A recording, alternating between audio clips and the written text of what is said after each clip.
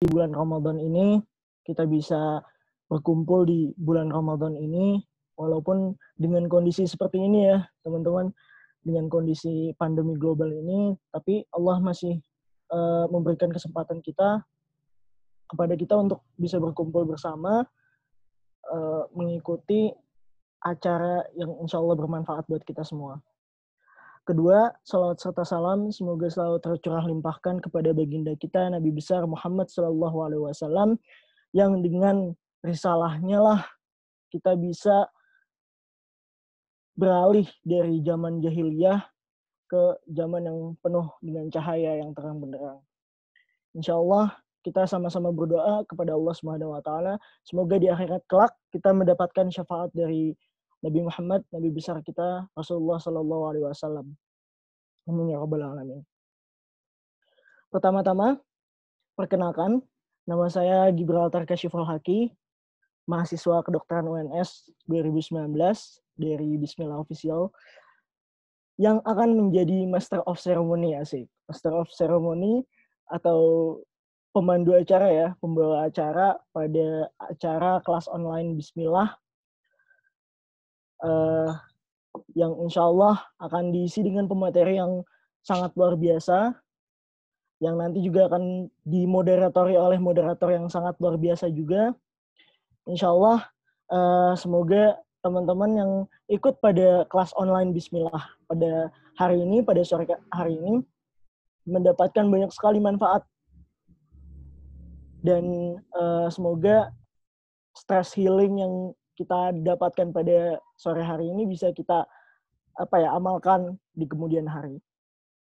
Nah, pertama-tama sebelum kita melanjutkan ke acara selanjutnya, izinkan saya membacakan rundown acara atau jalannya acara pada sore hari ini. Baik, tadi kita mulai pembukaan oleh MC. Kita mulai bersama-sama. Belum dibuka ya. Selanjutnya pembacaan ayat suci Al-Quran, kemudian pembacaan CV moderator oleh MC, kemudian dilanjutkan dengan moderator membacakan CV pembicara. Selanjutnya akan dilanjutkan oleh pemaparan materi oleh pembicara. Nah, ini yang paling intinya. Dan terakhir, sebelum terakhir, kita akan ada sesi tanya jawab dan diskusi. Insya Allah akan dipandu juga oleh moderator dan diakhiri dengan penutup yang sama-sama ntar kita akan tutup. Baik, untuk mempersingkat waktu, untuk memulai acara pada sore hari ini, kelas online Bismillah, marilah kita bersama-sama membuka acara ini dengan mengucap Bismillahirrahmanirrahim bersama-sama. Bismillahirrahmanirrahim. Dengan ini, acara kelas online pada sore hari ini resmi dibuka. Kemudian selanjutnya untuk menambah keberkahan pada acara kita, menambah kenikmatan juga, menambah kesegaran jasmani dan rohani, selanjutnya akan ada pembacaan ayat suci Al-Quran yang akan dibacakan oleh 4 orang yang online. Parah emang. Pantes nge-lag. Yang akan Azura lagi. Enggak harus gue yang matiin dulu. Kita bisa ganti peserta. Mohon maaf, admin hostnya boleh di mute semua. Baik, selanjutnya akan ada pembacaan Al-Quran, ayat suci Al-Quran yang akan dibacakan oleh Akhina, saudara kita dari kedokteran UNS 2019. Kepada Akhina Galih Naf'an Zikri, waktu dan tempat dipersilahkan. Terima kasih Mas MC. Sebelumnya, Bismillahirrahmanirrahim. Assalamualaikum warahmatullahi wabarakatuh. Waalaikumsalam warahmatullahi wabarakatuh. Waalaikumsalam warahmatullahi wabarakatuh. A'udzu billahi minasy syaithanir rajim. Bismillahirrahmanirrahim. أفمن يعلم أنما أنزل إليك من ربك الحق كمن هو أعمى إنما يتذكر أولو الألباب الذين يوفون بعهد الله ولا ينقضون الميثاق والذين يصلون ما أمر الله به أن يوصل ويخشون ربهم ويخافون سوء الحساب والذين صبروا ابتغاء وجه ربهم وأقاموا الصلاة وأنفقوا مما رزقناهم سرا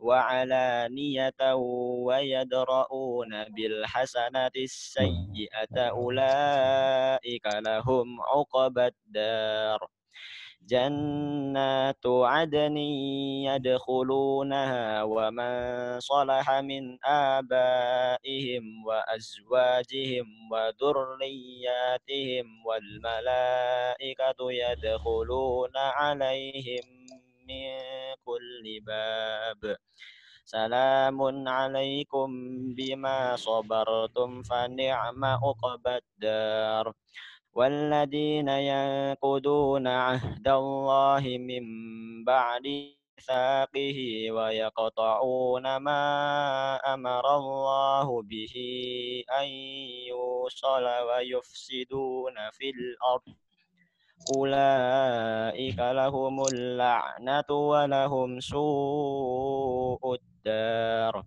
الله يبسط الرزق لمن يشاء ويقدر وفرحوا بالحياة الدنيا وما الحياة الدنيا في الآخرة إلا متاع ويقول الذين كفروا لولا أنزل عليه آية من ربه قل إن الله يضل من يشاء ويهدي إليه من أناب الذين آمنوا وتطمئن قلوبهم بذكر الله ألا بذكر الله تطمئن القلوب. Shadaqallahul adzim. Allahumma arhamna bil Quran. Jangan lupa untuk terus mengaji. Wassalamualaikum warahmatullahi wabarakatuh. Waalaikumsalam warahmatullahi wabarakatuh. Tabarakallah. Kepada jazakumullah khairan katsiran kepada akhina Galih Naf'an Zikri yang telah membacakan ayat suci Al-Quran dengan sangat merdu. Selanjutnya kita beralih ke acara berikutnya, yaitu insyaallah akan ada moderator yang keren yang akan memoderatori atau membimbing berjalannya acara atau diskusi pada sore hari ini. Pada kesempatan kali ini saya akan membacakan CV atau data diri dari moderator yang akan memoderatori pembicara pada sore hari. Bismillahirrahmanirrahim. Nama Maulana Aji Nugroho. Tempat tanggal lahir Tanjung Pinang 17 Juni 2000. Asal dari Tanjung Pinang, Kepulauan Riau. Maulana merupakan mahasiswa kedokteran UNS angkatan 2019. Kemudian riwayat organisasi dari Maulana, yang pertama, Maulana adalah koordinator tingkat atau KOTI dari program studi kedokteran angkatan 2019. Yang kedua, Maulana juga merupakan staf Adkesma dari Badan Eksekutif Mahasiswa Fakultas Kedokteran UNS. Kemudian Maulana juga merupakan staf Humas UKM Ilmu Quran UNS. Kemudian juga tergabung dalam staf internal komunitas Bismillah Official dan juga merupakan Bismillah Official Gen 4. Kemudian selanjutnya riwayat kepanitiaan dan juga kepanitiaan yang sedang berjalan saat ini. Maulana merupakan wakil koordinator publikasi dan dokumentasi Grand Closing Magang SIP BEM FKUNS 2019. Kemudian juga staf Perkap Grand Closing Magang Skarta 2019. Kemudian juga koor acara Grand Closing Grolux Mosber 2019. Staf Humjin SMC 2020. Staf Perkap Pengmaskem 2020. Staf acara Spektrum FKUNS 2020. Kemudian staf Kasum Mabim Prodi Kedokteran 2020. Kemudian staf acara Metamorfosa SKI FKUNS 2020. Dan terakhir Ketua Pelaksana Tablik Akbar Universitas 11 Maret 2020. Setelah saya membacakan CV atau terdiri dari moderator, demikian mungkin CV dari moderator. Nah, selanjutnya setelah tadi saya membacakan CV moderator, selanjutnya mungkin kita langsung sambut saja nih moderator yang keren, badai-badai parah. Moderator yang keren ini langsung masuk. Baik, saya panggilkan kepada Mas Maulana Aji Nugroho, waktu dan tempat dipersilakan.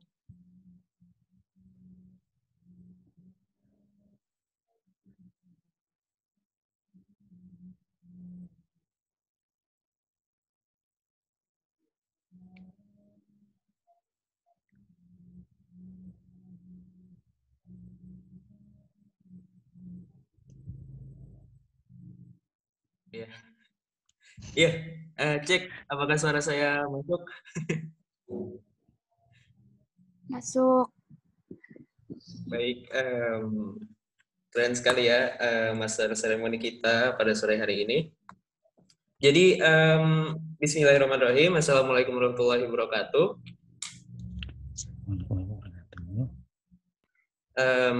Ya, selamat sore kepada teman-teman semua. Semoga sehat selalu ya di Ramadan kali ini juga, ngabuburitnya sampai mau ngedengerin kelas online dari Bismillah ini. Luar biasa sekali semangat dan antusias teman-teman semua. Baik, alhamdulillahirrahmanirrahim. Assalatu wassalamu ala asrofil anbiya'i wal mursalin wa ala alihi rasulillahi ajma'in, amma ba'du. Pertama-tama marilah kita panjatkan puja dan puji syukur kita kepada kehadirat Allah Subhanahu wa taala yang telah melimpahkan rahmatnya sehingga kita semua bisa mengikuti kelas online Bismillah pada hari ini ya. Kemudian di sini kita akan kedatangan sebuah bintang tamu, seorang bintang tamu dari alumni kita juga dari Fakultas Kedokteran UNS. Beliau ini juga sangat luar biasa. Kemudian di sini saya akan menjelaskan latar belakang masalahnya. Mengapa sih kita itu, kenapa judulnya bisa stres dan apa sih hubungannya dengan Ramadan? Jadi semenjak pandemi Corona 2019 kemarin hingga sekarang yang belum selesai juga, kita doakan juga semoga cepat selesai ya. Dan apa ya? Di sini tuh kita mulai timbul banyak kecemasan, mulai timbul stres, apalagi kita ini ya sebagai mahasiswa atau pelajar dari teman-teman SMA serta teman-teman yang dari perkuliahan, teman-teman mahasiswa, timbul gimana sih saat pandemi ini tugas kuliah menumpuk, terus tugas sekolah menumpuk, terus ya semuanya serba padat juga, kita keluar juga nggak boleh kemana-mana, sehingga menimbulkan ya berbagai macam spekulasi yang mengganggu di pikiran kita. Jadi sebenarnya stres itu baik nggak sih? Stres itu bermanfaat nggak sih? Gimana sih caranya kita nanti mengelola dan memanajemen stres kita supaya tidak merugikan kita pada saat pandemi ini ya. Kemudian gimana caranya juga kita mengelola stres kita supaya lebih bermanfaat nanti kita ubah stres kita ini menjadi hal-hal yang bermanfaat ke depannya itu seperti apa.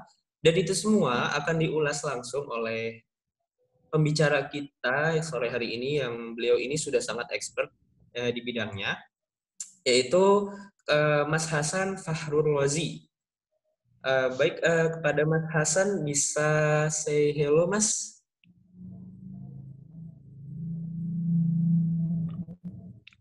Oke. Baik, ini dia pembicara keren kita pada sore ini. Baik, di sini saya akan. Assalamualaikum. Waalaikumsalam, Mas Hasan. Gimana Mas Hasan? Kabarnya? Ya, alhamdulillah sehat. Baik. Di sini saya izin untuk membacakan beberapa latar belakang tentang Mas Hasan ya, Mas ya. Ya, monggo. Baik, Mas Hasan ini adalah seorang alumni dari program studi psikologi dari Fakultas Kedokteran UNS, dan juga Mas Hasan ini adalah mahasiswa lulusan Magister Psikologi profesi klinis di Universitas Gadjah Mada. Kemudian Mas Hasan juga berprofesi sebagai psikolog klinis di Puskesmas Gondo mana Mas ya? Kota Yogyakarta. Ya, benar. Kemudian dan menjadi rekanan psikolog di beberapa lembaga psikologi di Jogja. Jadi berikut tadi adalah profil dari seorang Mas Hasan yang keren pada sore hari ini. Baik, tidak berpanjang waktu lagi, kita langsung saja persilakan kepada Mas Hasan. Waktu dan tempat kami persilakan. Oke, cek. Suara saya masuk nggak? Masuk, Mas. Masuk, Mas. Halo? Masuk. Udah ya? Oke. Oke, bismillahirrahmanirrahim. Assalamualaikum warahmatullahi wabarakatuh. Ya, teman-teman semuanya, senang sekali. Hari ini saya bisa menyapa teman-teman melalui kegiatan yang insya Allah bermanfaat yang diadakan oleh komunitas Bismillah ini. Sebelumnya saya ucapkan sebelumnya saya ucapkan terima kasih kepada teman-teman yang sudah mengizinkan saya untuk hadir di sini untuk membersamai teman-teman dan sedikit berbagi tentang sesuatu yang sebenarnya terjadi setiap hari dalam kehidupan kita, tapi kadang kita nggak sadar gitu loh, bahwa ternyata hal ini benar-benar memberikan dampak yang luar biasa untuk kita. Baik dampak itu secara psikologis ataupun dampak secara fisik. Kayak gitu. Nah, hari ini kita akan sedikit berdiskusi tentang tema itu, yaitu stres, seperti yang sudah disebutkan oleh moderator tadi ya, oleh Maulana Aji sudah disebutkan. Nah, tapi sebelum memulai kegiatan sore hari ini, saya mau mengajak teman-teman untuk mengawali kegiatan ini dengan berdoa terlebih dahulu.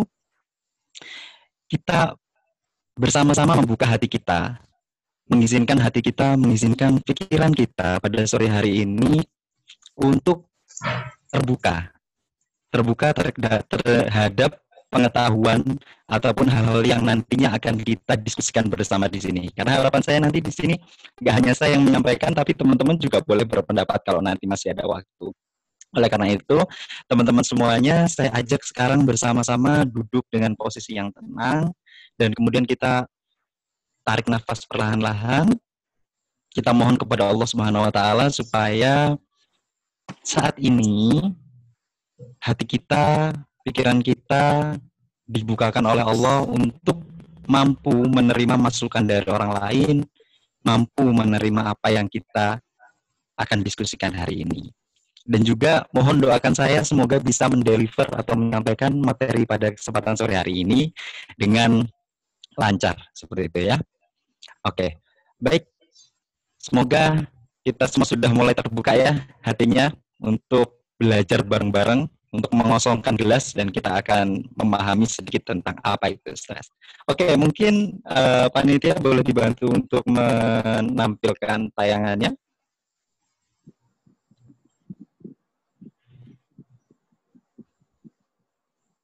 Oke. Baik teman-teman semuanya, seperti yang telah disampaikan sebelumnya bahwa hari ini kita akan membahas tentang stres. Mungkin kemarin panitia sempat menyampaikan ya bahwa stresnya nanti spesifikasinya terkait ini Mas, terkait menghadapi pandemi dan juga masalah perkuliahan. Oke, fine. Untuk membahas secara spesifik terkait dengan tema ini, artinya tema stres yang berkaitan dengan apa namanya?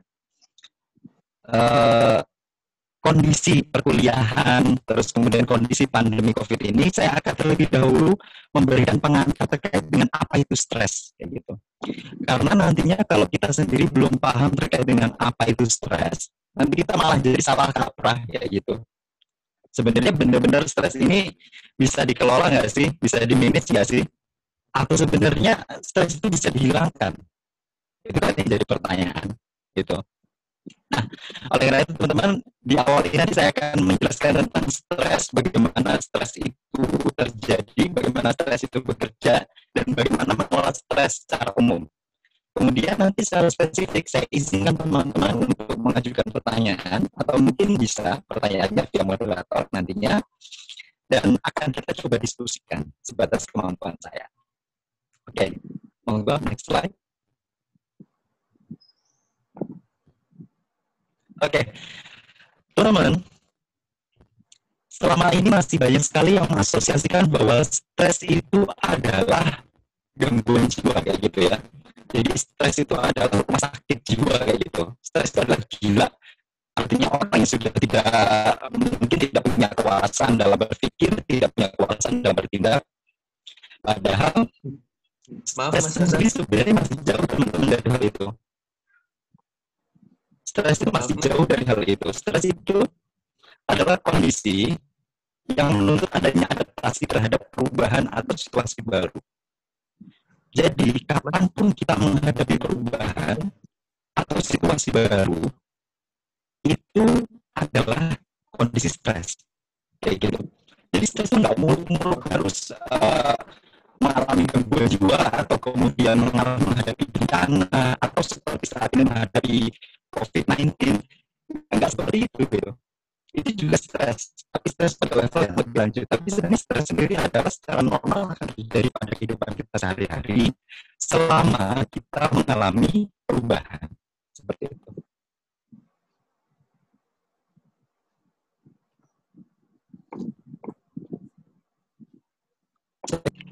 Udah kedengaran belum? Coba dicek lagi. Masih kerasa-kerasa.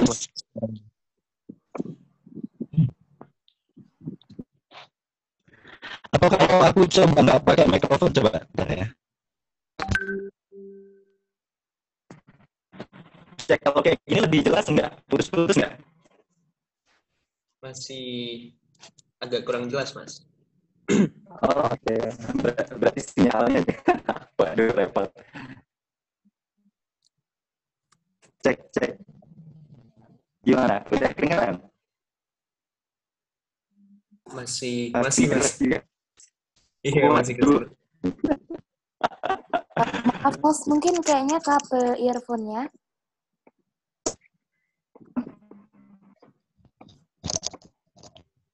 Gimana?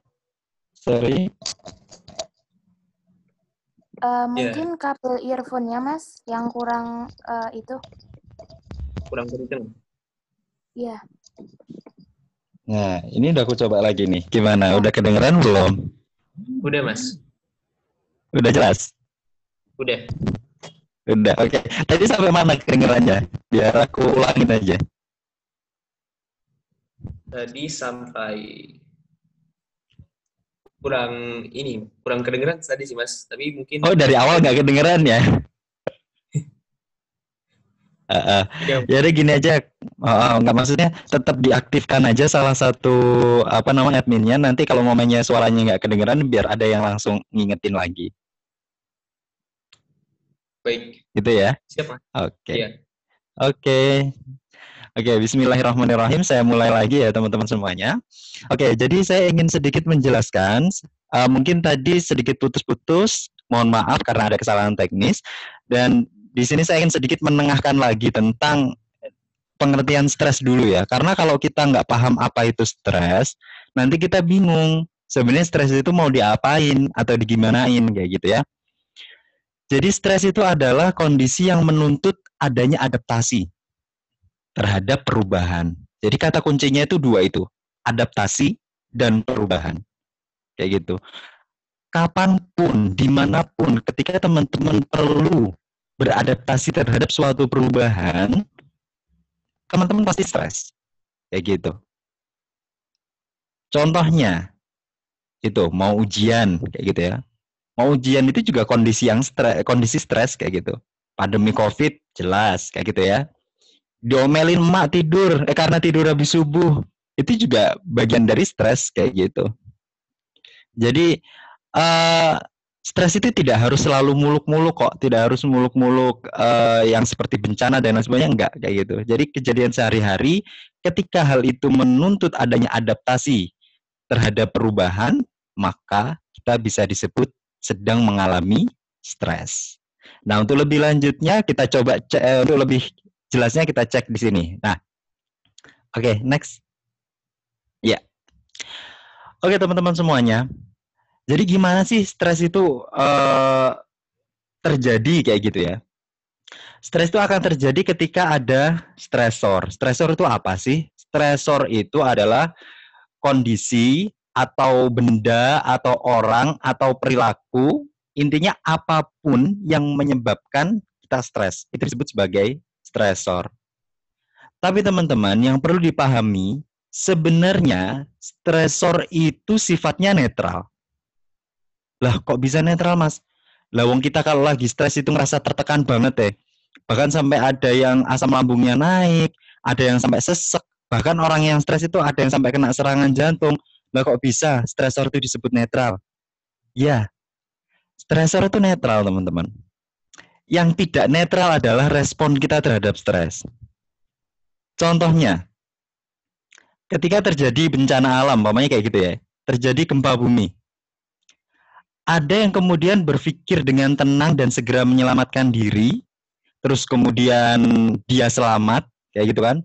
Tapi ada juga ketika gempa bumi dia kebingungan, terus malah memaki-maki, umpamanya kayak, ini apa salahku, apa dosaku kok sampai terjadi gempa bumi, dan lain sebagainya, dan lain sebagainya.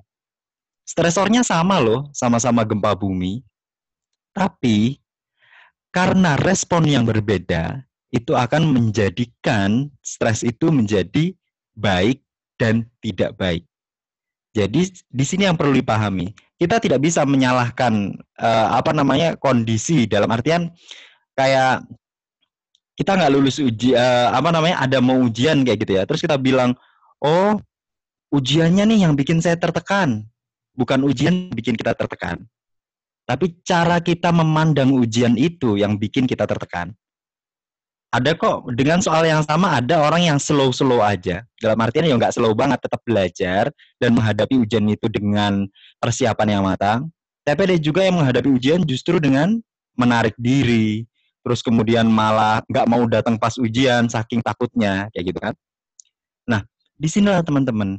Jadi mulai dari sekarang kita perlu paham sebenarnya stres itu akan memberikan dampak positif dan dampak negatif. Itu bukan karena stresornya, bukan karena kejadiannya, tapi lebih karena bagaimana cara kita merespon. Nah, lantas kemudian di situ kan di belakang setelah ada stresor itu kan kita hadapi ya stresnya itu, stresornya itu kita respon. Nah, respon ini akan eustress ataupun distress. Nah, yang bagian atas itu namanya eustress. Eustress itu gimana? Ketika stres itu justru membuat kita menjadi semakin produktif. Ketika stres itu malah justru semakin membuat kita menghasilkan sesuatu yang baru atau mendapatkan pembelajaran. Contohnya, ketika kita sekolah gitu ya, mamanya anak kelas, anggaplah ini contoh gampangnya anak kedokteran deh kayak gitu. Anak kedokteran, semester awal belum pernah belajar tentang anatomi atau fisiologi kayak gitu ya. Terus kemudian tiba-tiba mereka dapat pembelajaran itu dan diminta untuk benar-benar memahami anatomi dan fisiologi secara detail. Apa yang akan terjadi? Ya, pasti stres. kayak gitu loh. Karena ini sesuatu yang baru untuk dia. Kemudian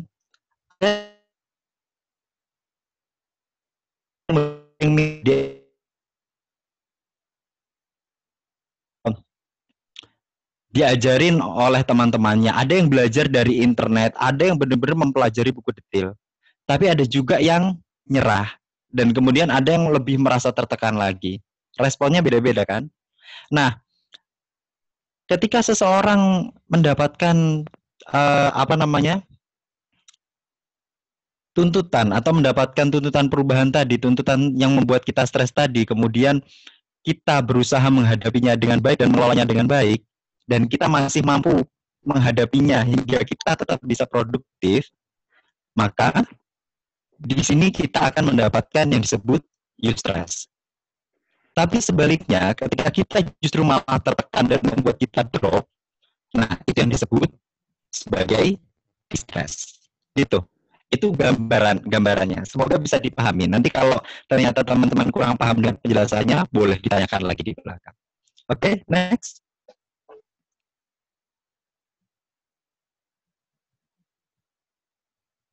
Oke. Nah, kenapa sih kemudian stres itu kok perlu dikelola, kok perlu ditangani? Padahal kan kata Mas Hasan tadi, stres itu juga terjadi sehari-hari, ya gitu kan? Karena distress atau stres yang negatif dengan intensitas tinggi dan berlangsung dalam waktu lama itu dapat mengganggu kesehatan fisik dan mental. Gak main-main teman-teman sebenarnya. Stres yang seperti apa sih Mas yang bikin kayak gini? Apakah yang bencana alam? Apakah yang kehidupan sehari-hari? Atau harus kejadian-kejadian yang besar? Tergantung respon. Jawabannya adalah itu. Jadi stres itu akan mengganggu kembali lagi tergantung respon kita gitu loh. Jadi bencana alam yang besar pun belum tentu akan membuat fisik atau mental kita terganggu. Tergantung kekuatan kita, bagaimana kita menghadapinya, kemampuan kita menghadapi, kayak gitu. Dan setiap orang sekali lagi punya kemampuan menghadapi yang berbeda-beda. Setiap orang punya level ambang stres berbeda-beda. Level ambang stres itu maksudnya kemampuan batas ambang menghadapi stres itu berbeda-beda. Ada yang menghadapi ujian kelas akademik kayak gitu, udah puyangnya setengah mati kayak gitu kan. Ada juga yang biasa aja.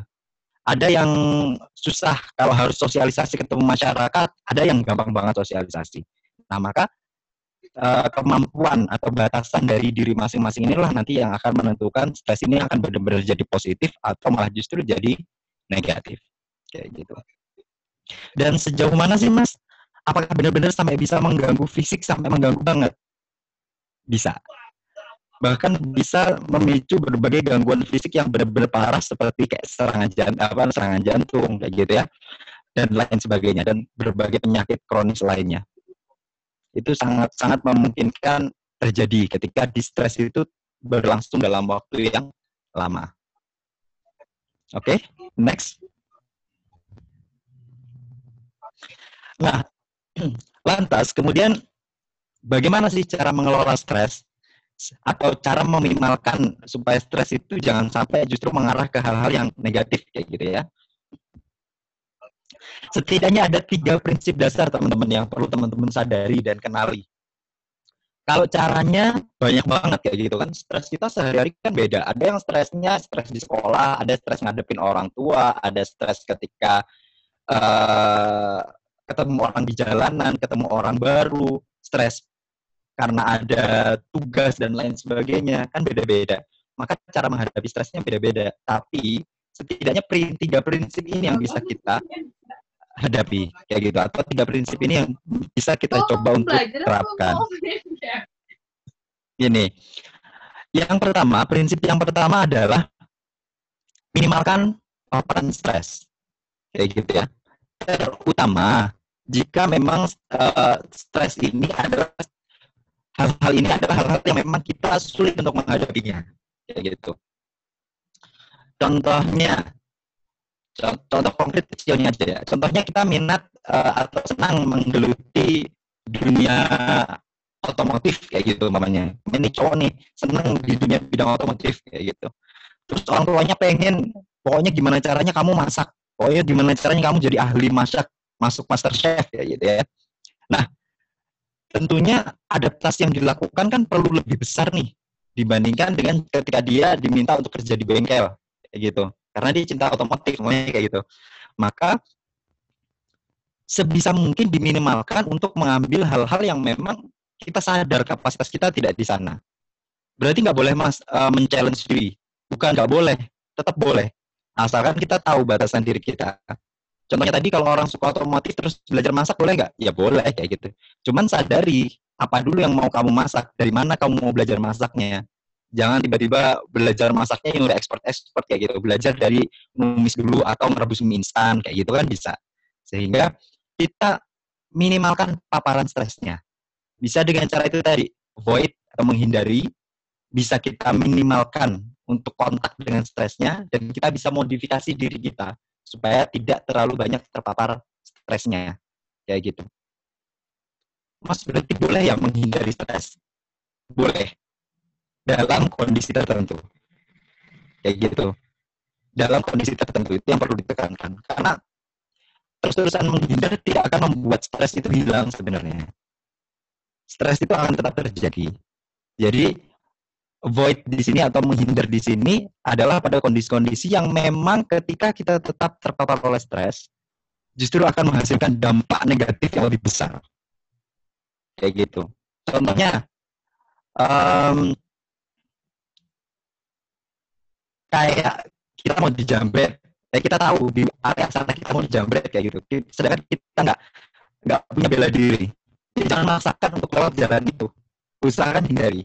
Gitu. Karena apa? Karena ketika kita tetap jalan di situ, ya otomatis kita sudah menerjunkan diri kita ke jalanan itu. Tapi boleh nggak Mas kalau saya mempersiapkan diri dulu, kayak latihan bela diri dulu. Jadi menghindar supaya nggak ketemu jalan itu, terus latihan bela diri terus lewat jalan itu. Boleh. Jadi artinya, oke, putus-putus lagi ya. Oke, cek. Masih putus-putus nggak? Masih Mas, masih putus-putus. Oke, tadi terakhir nggak putus-putusnya sampai di mana? Tadi sebelum apa ya, dari meminimalkan paparan stres tadi itu udah apa ya, putus-putus sedikit. Cuma kalau yang sekarang terlalu berisik kresek-kreseknya Mas. Oh gitu, oke. Cek kalau sekarang. Cek masih putus. Oke.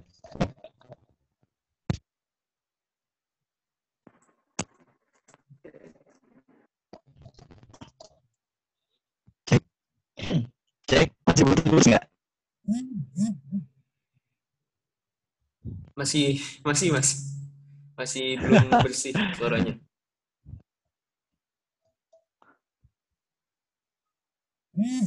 Mungkin apa ya, kurang itu kali Mas, kurang kenceng. Kurang kenceng apa ya? Senggol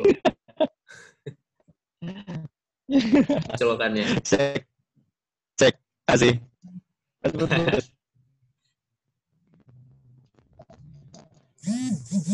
Udah Mas, udah. Masih putus nggak? Udah jelas. Lumayan. Udah. Cek, yakin. Udah jelas? Sudah jelas Mas. Oke, kalau udah jelas, aku lanjutin ya. Oke, nah dari teman-teman prinsipnya itu, prinsipnya. Ya udah. Cek. Udah? Udah. Oke. Jadi prinsipnya teman-teman itu ya, prinsip untuk mengelola stres itu ada 3 tadi. Yang pertama adalah kita bisa meminimalkan paparan stresnya terlebih dahulu. Jadi seusaha mungkin kita untuk tidak banyak terpapar stres. Dalam artian gimana? Apakah kita harus selalu menghindarinya? Bukan itu. Menghindari pun itu sebenarnya ada fungsinya. Menghindari itu bukan untuk tidak ketemu stresnya ya, tapi lebih kepada untuk mempersiapkan diri dalam menghadapi stres dengan lebih baik lagi. Kayak gitu. Gimana, masih putus-putus?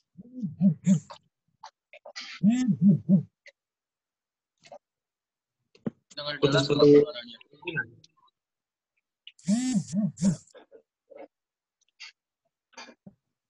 Putus lagi ya? Iya, mungkin sinyalnya, Mas. Nah itu dia, kalau sinyal sudah wawalan, saya juga nggak bisa mengkondisikan. Atau mungkin Oke, radiasi, Mas? Ada HP di dekatnya? Nggak ada, aku sendirian kali ini.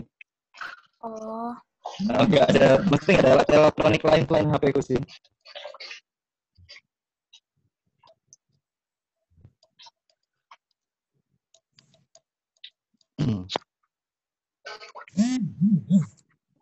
Oke, coba. Bisa kedengaran nggak suaranya? Bisa, Mas. Bisa malah Bisa jelas ini. kedengaran. Iya, Lebih jelas ini untuk sementara ini. untuk sementara ini. Oke, aku jelasin sambil gini aja ya. Ini sambil aku berdiri nyari sinyal. Barangkali ada sinyal dengan harapan lebih baik. Oke. Kembali itu tadi ya teman-teman. Yang pertama prinsipnya adalah kita perlu meminimalkan paparan stresnya. Nanti detailnya seperti apa, sebenarnya tadi sudah saya coba jelaskan, mungkin karena putus-putus, boleh teman-teman nanti kalau masih bingung ditanyakan di belakang ya, ditanyakan lagi nanti nggak apa-apa. Oke, terus kemudian prinsip yang kedua adalah kita mereduksi reaksi stresnya, kayak gitu kan. Karena kalau kita stres, di dalam tubuh kita, itu mungkin kalau anak kedokteran udah hafal kali ya, ada sistem saraf simpatik dan parasimpatik kayak gitu kan. Nah, kalau stres terjadi,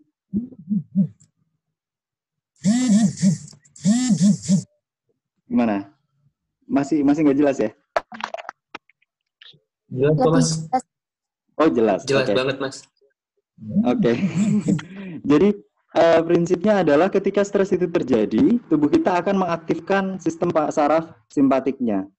Jadi otomatis tubuh kita itu kayak sedang mengalami apa ya, kewaspadaan kayak gitu loh. Pernah nggak kalian ketemu hal yang kalian takutin banget kayak gitu, kayak ketemu mungkin kalau saya pribadi saya 1, 2 ada suara yang masuk juga ya, ada suara yang bocor. Jadi kayak kita, kalau saya pribadi saya contohkan deh, saya kan takut anjing, namanya kayak gitu, anjing yang berwarna hitam gelap legam itu saya punya ketakutan dengan anjing ini. Nah terus kemudian ketika saya ketemu anjing dan saya merasa tidak nyaman dan sangat takut, maka sistem saraf simpatik saya akan diaktifkan. Apa aja yang akan terjadi ketika saraf simpatik aktif kayak gitu ya? Ya tentunya kayak pupil kita akan melebar kayak gitu kan, waspada, jadi pengamatan kita jadi kencang kayak gitu kan, terus detak jantung kita juga akan semakin cepat kayak gitu, terus kemudian nafas kita juga akan semakin jadi lebih cepat, otot-otot pun akan jadi semakin tegang karena kita akan waspada kayak gitu kan, bahasanya waspada, piye caranya, gimana caranya supaya kita aman, supaya kita terhindar dari serangan, dari rasa sakit, namanya kayak gitu. Nah, reaksi stres itu juga demikian, teman-teman. Jadi reaksi stres itu, ketika stres itu mengancam diri kita, ketika ada sesuatu yang kita anggap mengancam, ya gitu ya, termasuk ujian, ketika ujian kita anggap sebagai sesuatu yang mengancam, dia akan juga memberikan respon, fisik kita akan berikan respon yang sama kayak gitu. Maka kita perlu melakukan relaksasi untuk meminimalkan proses ketegangan yang terjadi dalam tubuh kita. Relaksasinya dengan apa? Yang paling minim dan paling murah kayak gitu ya, nggak perlu bayar. Itu adalah dengan relaksasi pernapasan. Tekniknya gimana? Teman-teman bisa cari di internet, banyak banget itu teknik relaksasi pernapasan. Tapi nanti kalau teman-teman minta diajari di akhir sesi bolehlah. Tapi ini saya hanya ngasih pengantar aja supaya teman-teman setidaknya punya gambaran apa yang perlu dilakukan. Relaksasi itu adalah cara yang pertama. Terus cara yang kedua, teman-teman bisa melakukan ventilasi. Ventilasi itu apa? Ventilasi itu adalah teknik yang dilakukan untuk mereduksi stres juga. Dengan cara apa? Mengeluarkan unek-unek atau mengeluarkan ketakutan kita. Dengan cara apa? 1, kalau ada orang yang dipercaya, kita bisa curhat. Syaratnya 1, orang yang dipercaya. Jadi kalau orangnya nggak dipercaya, malah justru ini akan mengancam diri kita dan kita akan semakin stres. 2, Mas, aku nggak kalau harus menceritakan hal ini. Oke, bisa cara lain. Kalau suka nulis, bisa melalui tulisan. Jadi kita ceritakan perasaan kita ungkapkan perasaan kita. Misuh-misuh boleh nggak, Mas, di situ? Kalau dari pendekatan psikologi boleh, justru malah disarankan itu dalam artian pokoknya unek-unek yang ada di dalam itu dikeluarkan. Saya menyarankan kalian misuh-misuh ya, bukan gitu.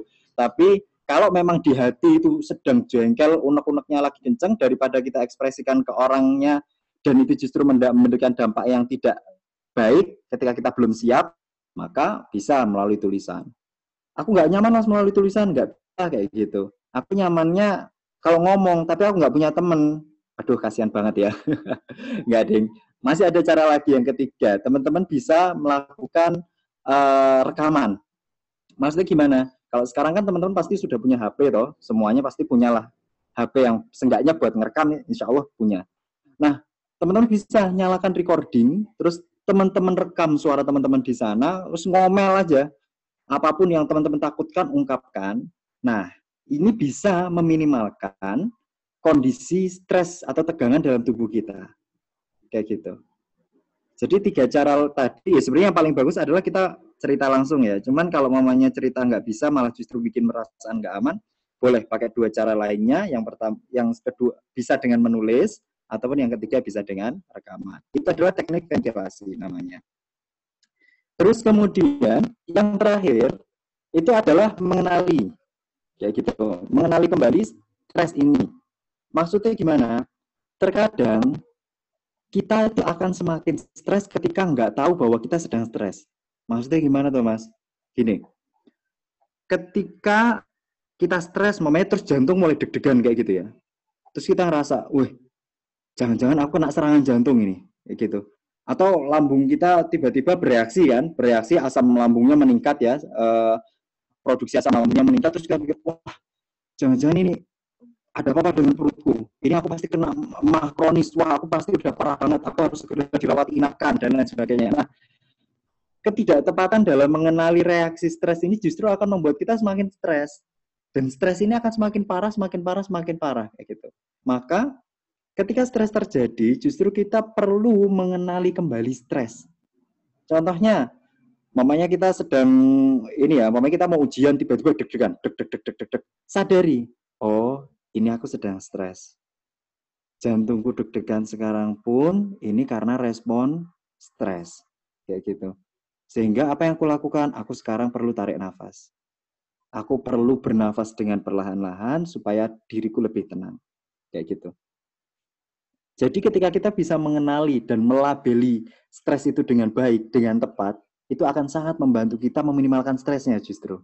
Jadi mengakui dan menyadari stres itu sangat-sangat penting.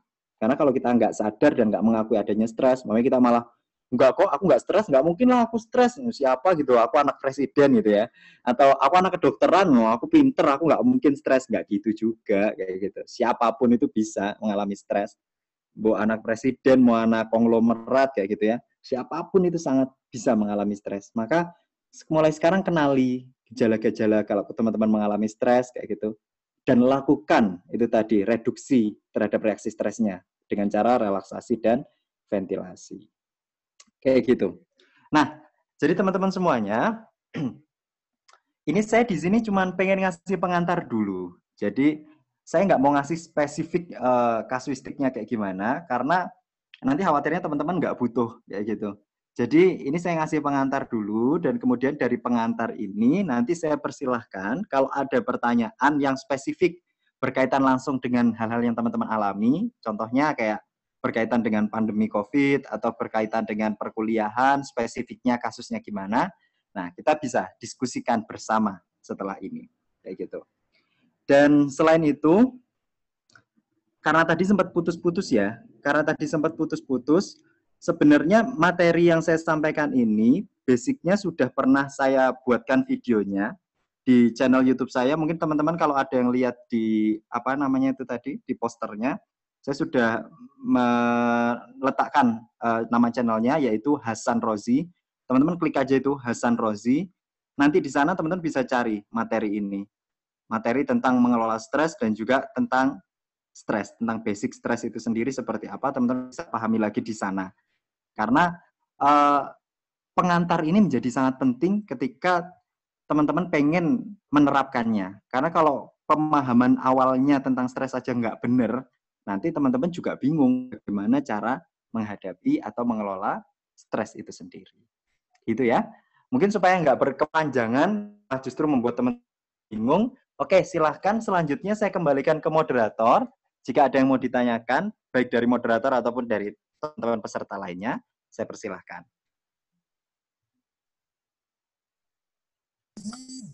Iya, baik. Jadi materinya di sini. Yes. Udah 16 juga sih.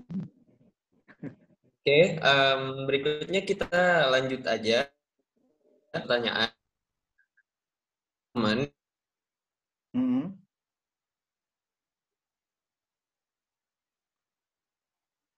Ingin bertanya, kemudian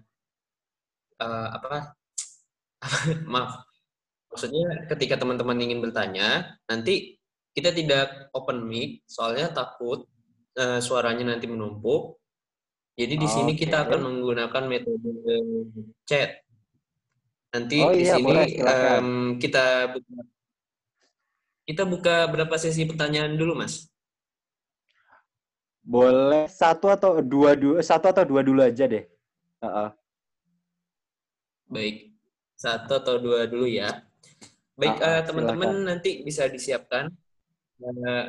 Caranya nanti kalau misalkan ingin bertanya, ketik aja, aku ingin bertanya Mas, gitu. Nah, nanti kita lihat di situ, nanti saya akan hitung mundur dari 3, 2, 1, nanti siapa yang chatnya itu paling atas, kita persilakan untuk bertanya ya. Baik, teman-teman, apakah sudah siap semuanya? Siap ya? Baik, bisa diketik dulu. Siap-siap tekan tombol enternya, cepet-cepetan. Baik, 3, 2, 1. Yang ingin bertanya? Baik, dari Via. Dari Via.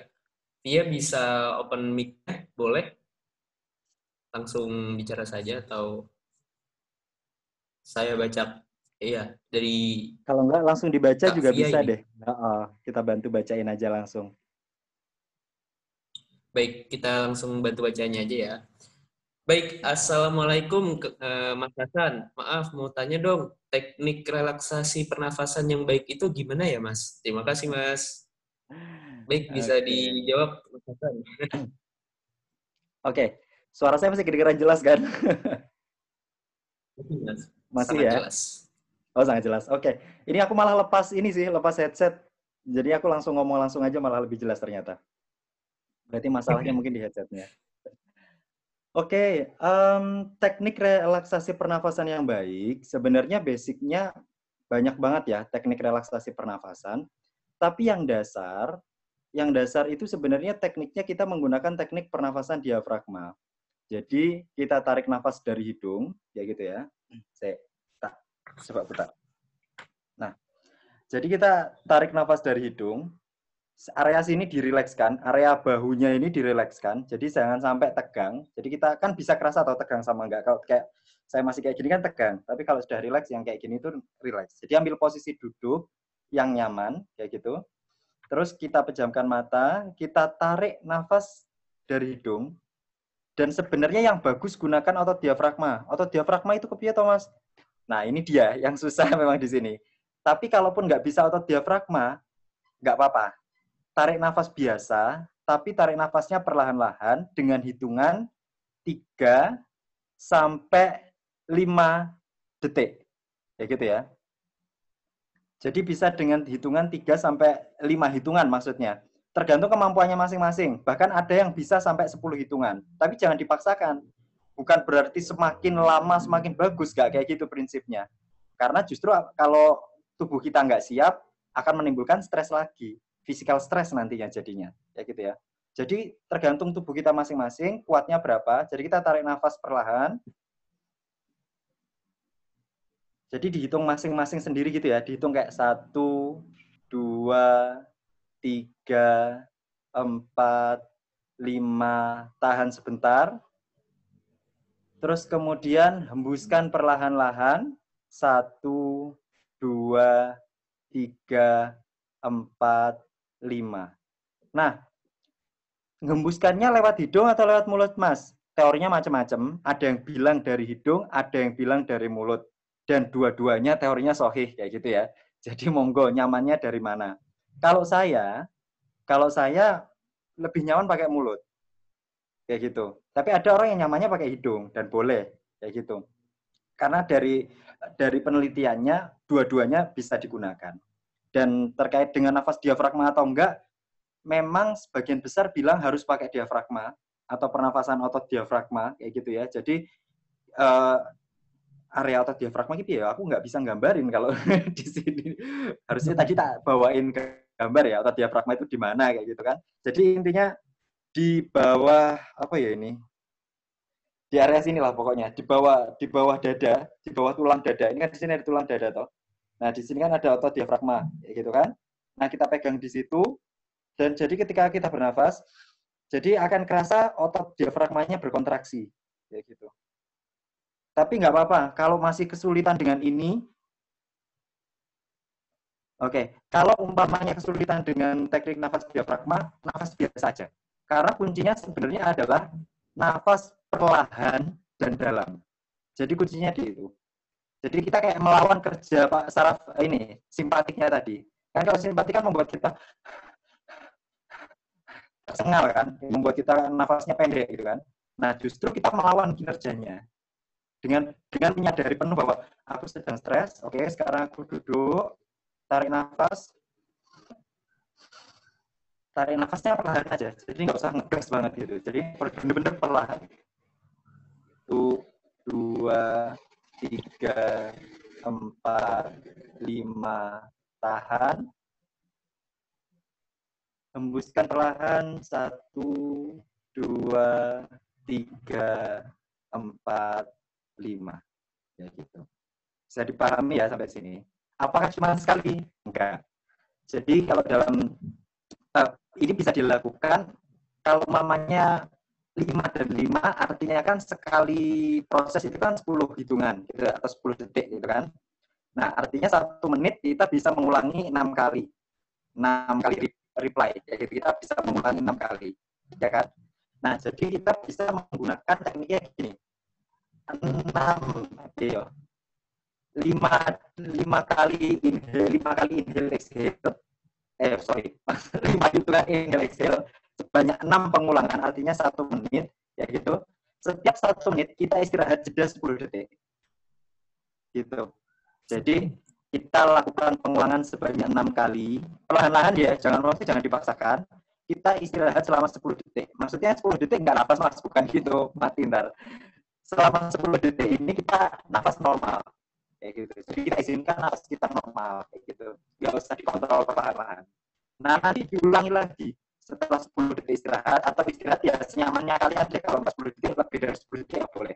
Tapi kalau di teorinya sebenarnya demikian. Jadi setelah kita bernafas tadi jeda 10 detik, setelah itu kita nafas lagi perlahan lagi dan dalam lagi jeda 10 detik kayak gitu sampai semampunya kalian. Sebenarnya 1 kali latihan itu bisa sampai 15 menit. Artinya berapa itu? 6 pengulangan kali 15. Ya itu sendiri ya jumlahnya berapa, ini 15 menit lah gitu. Hitung gampangnya gitu, 15 menit. Nah, tapi tubuh kita itu masing-masing beda-beda. Jadi jangan dipaksakan. Kuncinya itu. Karena kalau dipaksakan justru kita akan semakin stres. Maka lakukan teknik ini sesuai kemampuan tubuhmu. Intinya itu, dengarkan selalu tubuhmu. Nggak usah dipaksa.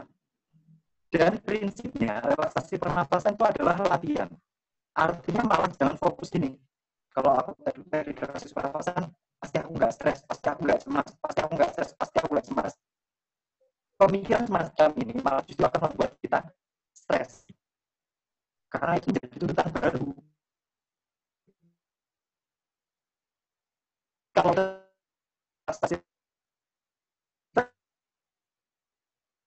ini justru akan makin membuat kita stres kayak gitu. Maka kalau kita melakukan relaksasi pernafasan, fokusnya adalah bernafaslah. Titik. Hasilnya apa? Lihat saja nanti. Boleh nggak Mas? Nggak berhasil? Ya boleh, judulnya aja latihan. Kayak gitu. Maka lakukan ini secara perlahan-lahan, lakukan berulang kayak gitu ya. Terutama saat tim stres. Makanya kayak ini udah mulai bingung mau ngerjain tugas yang mana dulu. Tarik nafas dulu. Lakukan relaksasi dulu, baru kemudian nanti mikir. Jadi gitu. Gitu ya. Prinsip simpelnya seperti itu. Tapi kalau nanti pengen lebih detail, ya boleh ditanyakan di belakang layar atau teman-teman boleh cari di video video terkait dengan relaksasi pernapasan.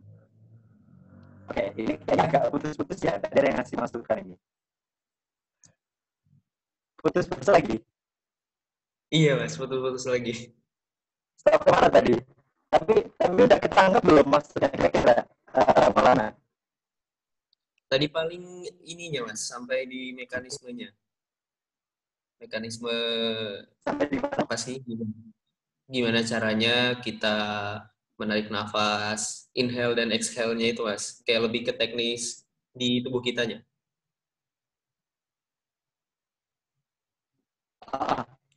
Ya oke. Kalau terkait dengan jumlah waktunya, udah ketangkap belum? Atau jumlah pengulangannya? Maaf Mas, putus-putus. Sorry. Jadi kalau terkait dengan jumlah pengulangannya sudah ketangkap belum?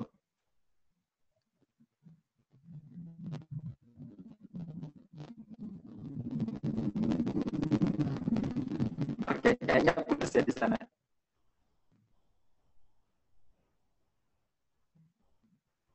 Kedengeran ya? Udah denger Mas. Udah, tadi Gimana? ini sih udah confirm.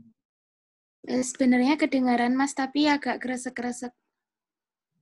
Oh gitu. Tapi poinnya Iya, tangkap nggak? Udah agak ketangkap belum? kresek-kresek. Saya Ya ketangkep tadi Mas. poinnya ketangkap. Oke. Ya udah. Yang penting ketangkap ya. Poinnya itu. Oke. Monggo silakan kalau mau ada pertanyaan Oke, selanjutnya. kita ke pertanyaan selanjutnya. Ya, boleh Baik, silakan. untuk pertanyaan selanjutnya.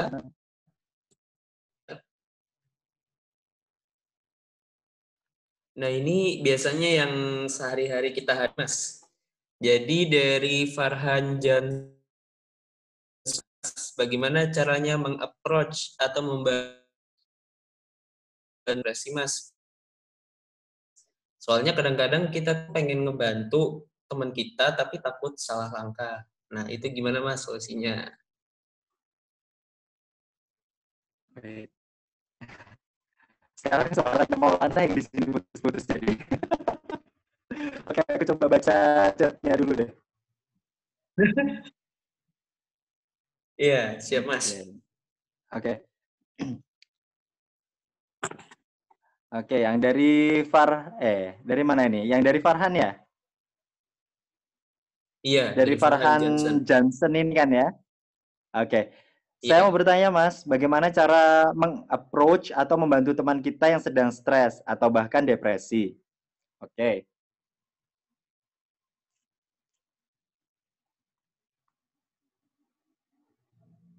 Oke.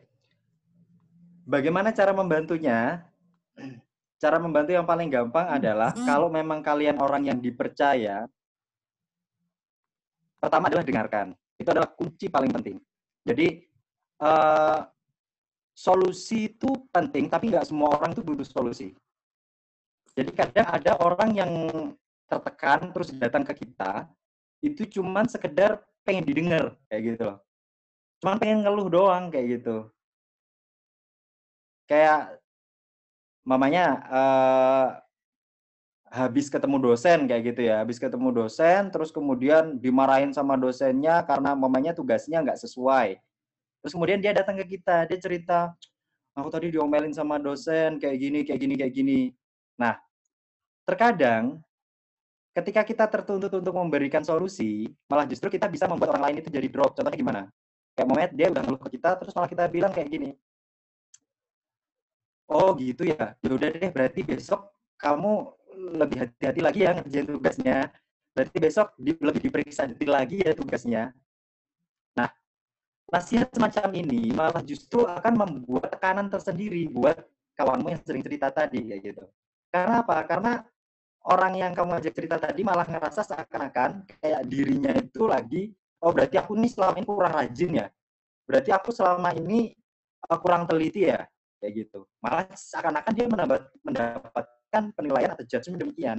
Maka saya sarankan ketika ada temanmu yang datang kepadamu untuk meminta pertolongan, kayak gitu,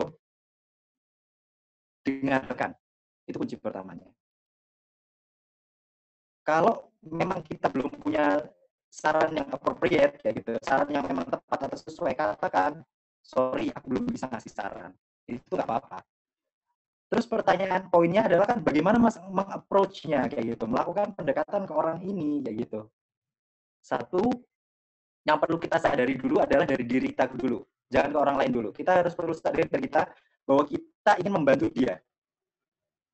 Orangnya mau menerima atau tidak, itu bukan urusan kita, bukan tanggung jawab kita.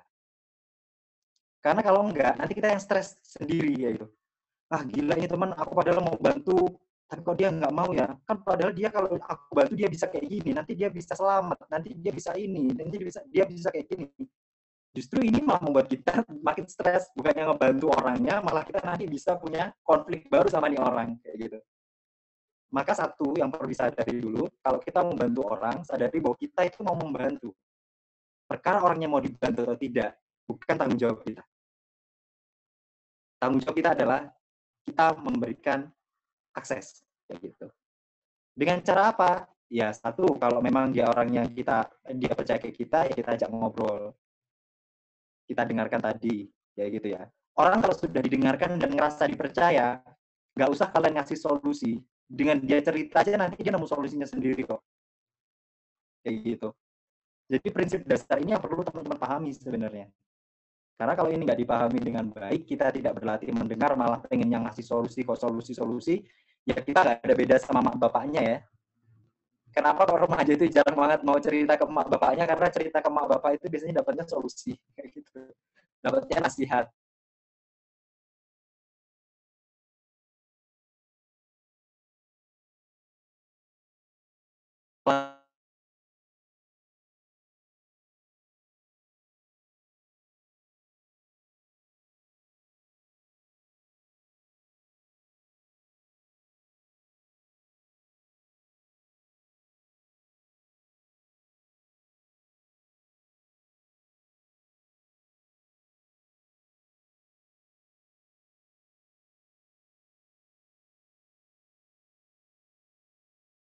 Kamu ada nggak solusi buat aku? Kadang pertanyaan solusi itu sebenarnya dia nggak meminta solusi gitu loh. Dia cuma pengen diperkuat solusi yang sudah dia punya. Maksudnya gimana? Kadang itu teman kita datang kita cerita minta solusi, itu sebuah solusi. Nah, sebenarnya kadang dia menanya, terus menurutmu gimana? Aku perlu gimana? Aku harus gimana? Itu kadang pertanyaan-pertanyaan demikian perlu kita waspadai bahwa ini sebenarnya juga pertanyaan yang hanya dilakukan untuk memperkuat solusi-solusi yang dia punya. Lantas kalau ada orang kayak gini, apa yang bisa kita lakukan, Mas? Dengarkan. Setelah didengarkan, setelah dia tanya, kayak gitu ya, nanya, kira-kira solusinya gimana nih menurutmu? Kembalikan ke dia. Tanya balik kayak gitu ya. Oke, aku nanti mungkin bisa ngasih pendapat, tapi kalau dari kamu sendiri kira-kira gimana? Kamu udah punya pemikiran belum tentang hal ini? Jadi kayak kita balikin, dia sebenarnya punya rencana apa? Punya pemikiran apa? Jadi kita memfasilitasi orang lain untuk menyampaikan kayak gitu loh. Mengizinkan dia untuk mengeluarkan solusi. Dan kalau orang menyampaikan solusi dan solusinya kita dukung, maka kita akan harga dirinya itu naik gitu loh. Kayak gini deh, kalian sendiri. Kalian kalau punya gagasan, terus ada orang lain bilang, benar gagasanmu, aku setuju dengan itu. Apa yang kamu rasakan? Kan ada rasa nyaman gitu kan, ada rasa kayak, oh iya ya, ternyata benar apa yang aku lakukan ini, apa yang aku pikirkan ini tepat kayak gitu. Nah, ketika seseorang sudah merasa berharga, dia akan mampu melangkah lebih baik lagi ke depannya. dia akan mampu mengeluarkan solusi-solusi lainnya. Jadi kunci kita sebagai teman itu sudah di situ, membangun rasa berharganya itu loh. Kalaupun kita memang tahu ada cara yang lebih baik, aku sarankan tetap dengarkan pendapat dia dulu, terus kemudian sampaikan bahwa oke, kalau itu pendapatmu, oke, nggak apa-apa. Tapi kalau boleh aku kasih saran, jadi kita udah garis bawahi, aku kasih saran, ini pendapatku pribadi loh ya, belum tentu benar. Kalau aku sih seperti ini, dan seperti ini. Tapi bisa jadi nggak cocok sama kamu. Silahkan, boleh diinikan, boleh kamu cek mana yang lebih cocok. Saranmu, pendapatmu pribadi, atau saranku, atau keduanya bisa dikolaborasikan. Jadi cara mengkomunikasikan saja, ini sudah bisa menentukan orang lain untuk mulai cerita. Jadi orang lain untuk mau atau bangkit. Gitu. Jadi, sekali lagi kalau teman merasa tertekan, kedua adalah pendapatnya. Kayak gitu ya. Buat dia merasa berharga dulu. Tapi jangan dibohongi juga kayak gitu. Makanya berarti kalau ini ada yang masih bagus nih. Ya intinya buat dia merasa berharga dan jangan langsung kasih solusi. Kayak gitu. Nggak semua orang butuh solusi. Karena ketika kita kasih solusi, jadi mau pakai buahnya ya. Meskipun menasehati, tapi gimana caranya lah kita menggunakan tujuan tetap tercapai walaupun tidak harus dengan nasihat. Jadi nasihat kita sampai tapi tidak harus dengan nasihat. Dengan mendengarkan pun kadang nasihat kita akan lebih gitu ya. Oke, mungkin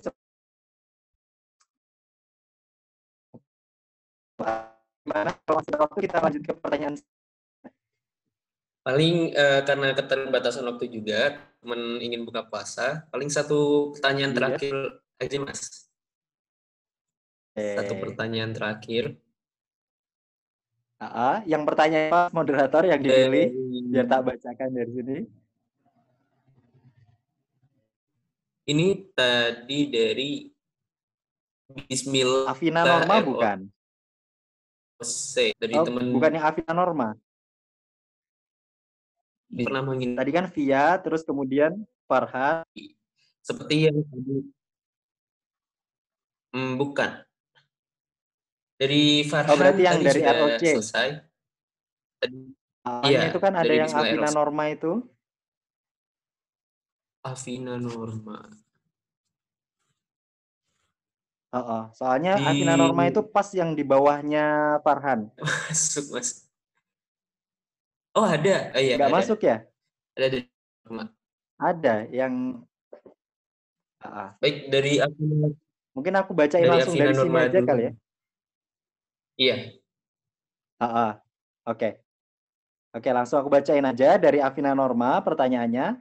Saya mau bertanya, tadi disebutkan kemampuan setiap orang dalam menangani stres berbeda-beda.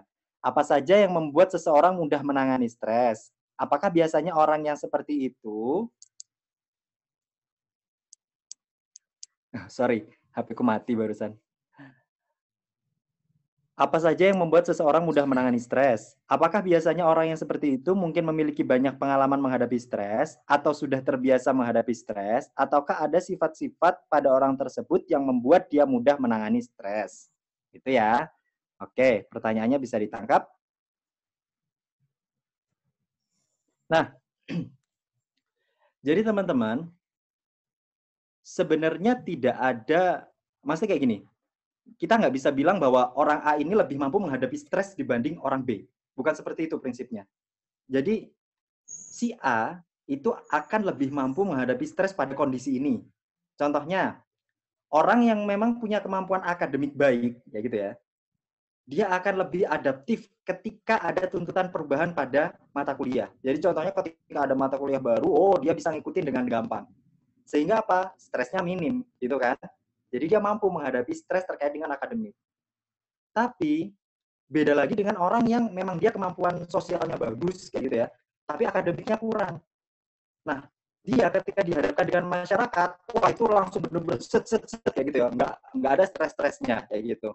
Dalam artian dia menghadapi masyarakat walaupun dengan berbagai macam bentuknya, dia akan lebih mudah menghadapinya kayak gitu. Maka yang menentukan seseorang itu mampu beradaptasi atau tidak dengan stres itu, yang pertama adalah Satu adalah memang kemampuan pribadinya mengelolanya, terbiasa atau tidak menghadapinya. Itu satu. Gitu ya. Jadi jawabannya sebenarnya dari pertanyaannya sih. Benar bahwa memang setiap orang punya kemampuannya di akademik, ada kemampuannya sosial, ada yang di kedua yang ini, maka orang akan cenderung minim stresnya atau menghadapi stres itu dengan lebih baik ketika orang itu sesuai dengan kapasitasnya. Ya gitu ya. Jadi kalau orang seni ya gitu ya, menghadapi pekerjaan seni ya tentunya dia akan lebih lebih minim stresnya. Bukan berarti orang ini lebih mampu menghadapi stres dibandingkan orang yang mampu menghadapi akademik gitu. Paham nggak maksudnya? Jadi bukan lebih pada konteks apa gitu. Terus kemudian apakah kemudian tadi yang lebih spesifik lagi nih ya, wait, sorry.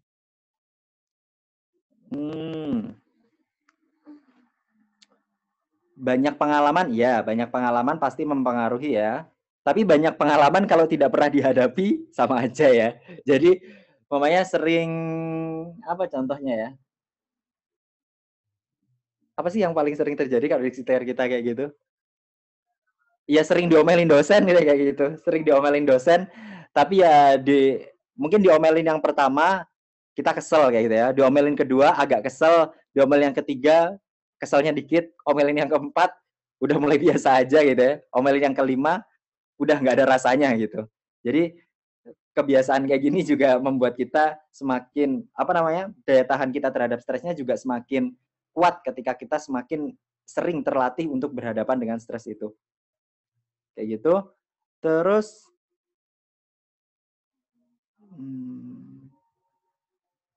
sifat atau karakter berpengaruh nggak, Mas? Iya.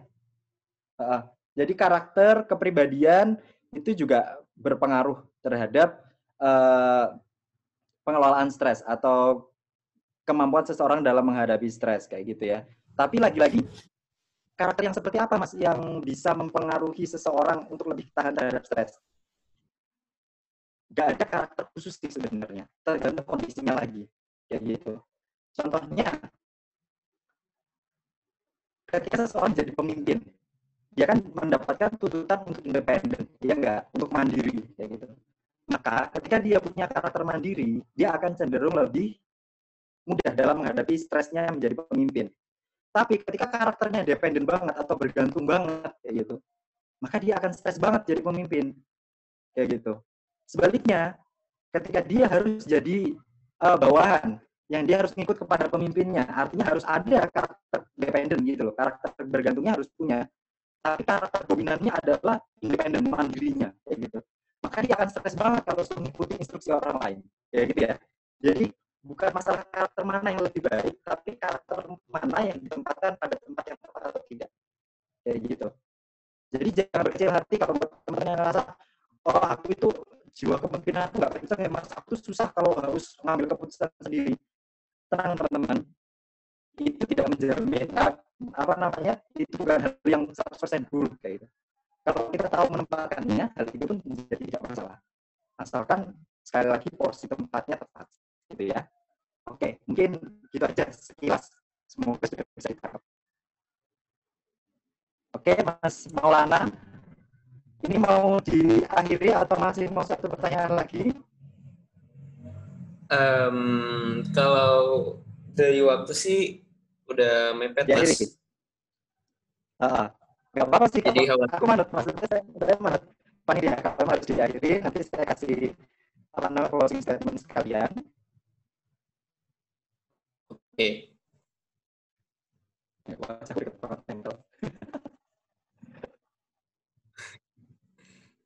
Ya berarti ini mau langsung closing statement juga ya Mas ya?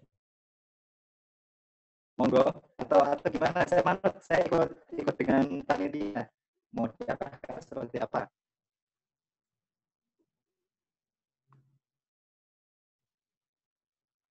Halo. Iya. Halo. Suara masukkan, Mas. Apa? Masuk kok, masuk Suara suara saya Maulana masuk. masuk. Iya. Iya. Masuk gimana ya kalau putus-putus sih.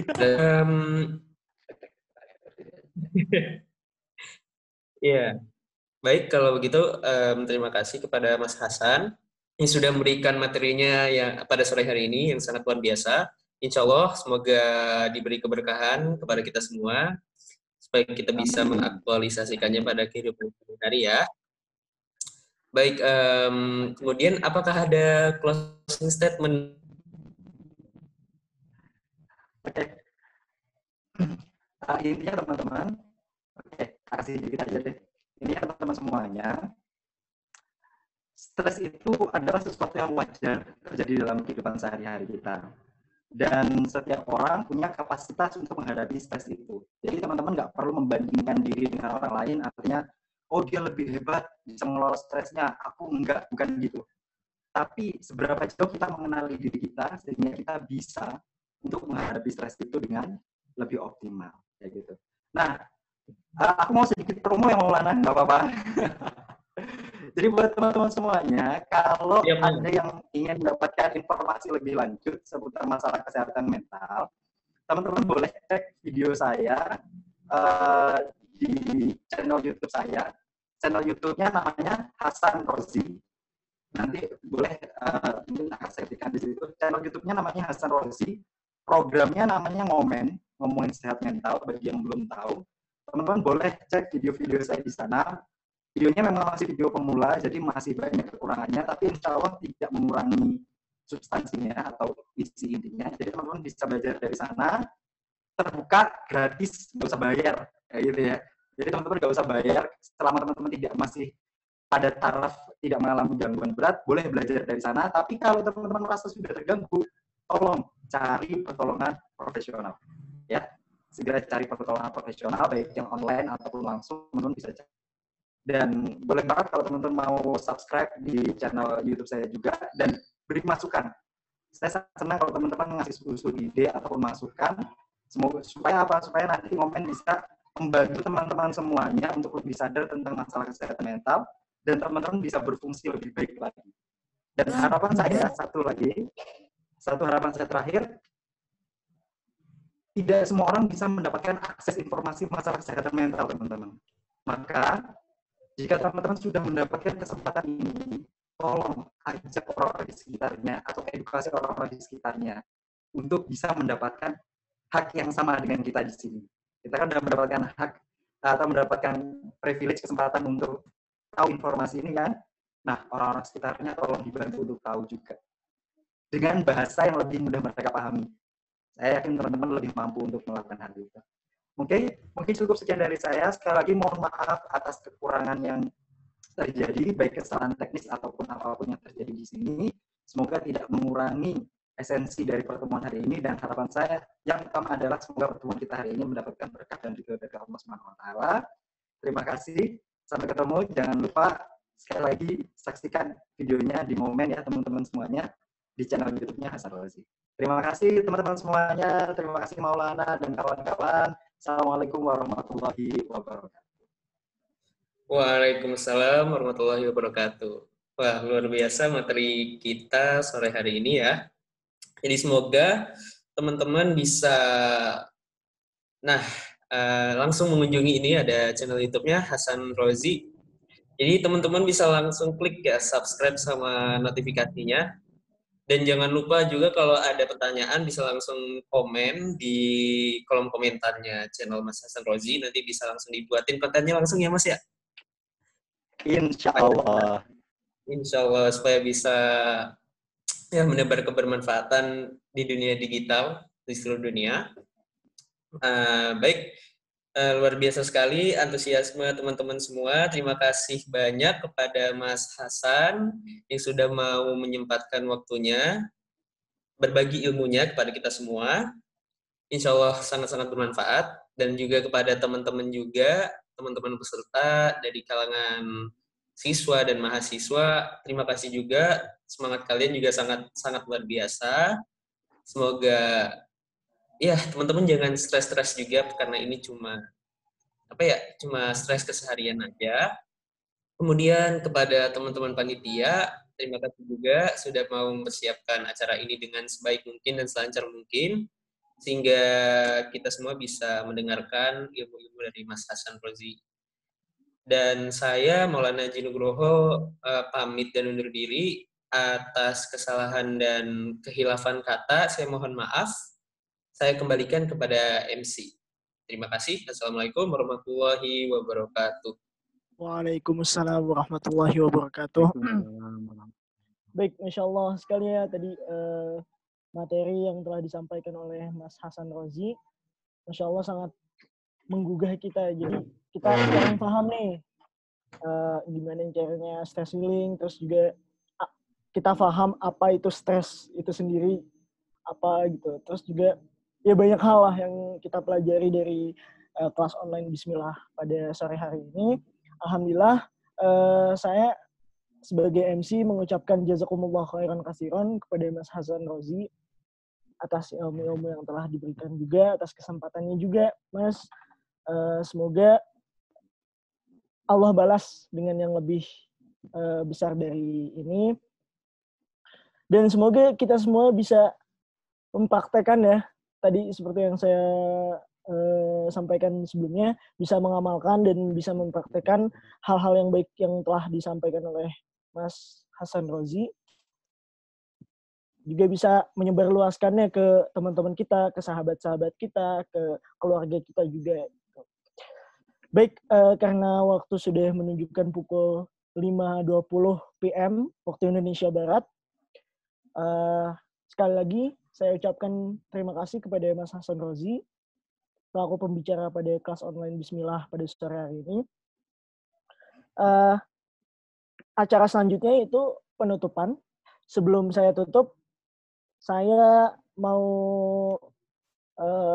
kita sama-sama mengapresiasi nih kepada moderator yang telah membimbing acara kita pada sore hari ini, juga kepada Mas Hasan Rozi tentunya yang telah memberikan ilmunya. Kita apresiasi sama-sama. Mungkin teman-teman bisa chat di kolom chat atau bisa langsung ngomong aja. Terima kasih banyak gitu. Terima kasih. Ya intinya kita apresiasi lah atas apa yang telah dilakukan oleh Mas moderator dan juga Mas Hasan Rozi. Oke, selanjutnya penutupan, karena tadi Mas moderator sudah menutup acaranya, maksudnya sudah undur diri. Untuk keseluruhan acara akan saya tutup. Baik, teman-teman semua, dengan ini telah selesai, telah beres, telah selesai ya acara kelas online Bismillah pada hari ini. Insya Allah kita bertemu di lain kesempatan dan juga dengan materi-materi yang insya Allah baik. Untuk lebih menambah keberkahan juga kita tetap sama-sama mengucap alhamdulillahirabbil alamin dan doa kafaratul majelis. Subhanakallahumma wa bihamdika la ilaha illa anta astaghfiruka wa atubu ilaik. Saya Gibraltar Kasyiful Haqi selaku Master of Ceremony pada kelas online Bismillah pada sore hari ini pamit undur diri dan mengucapkan maaf bila ada kesalahan maupun itu kesalahan dari panitia, kesalahan memohon maaf sebesar-besarnya, dan segala kelebihan datangnya Allah Subhanahu wa Ta'ala, kehilafan datangnya murni. Saya pamit undur diri. Wabillahil hidayah wa taufik. Wassalamualaikum warahmatullahi wabarakatuh. Terima kasih. Jangan lupa buka puasa dengan yang halal. Belum tentu baik. Gitu. Waalaikumsalam. Waalaikumsalam warahmatullahi wabarakatuh. Waalaikumsalam. Waalaikumsalam. Waalaikumsalam. Buka.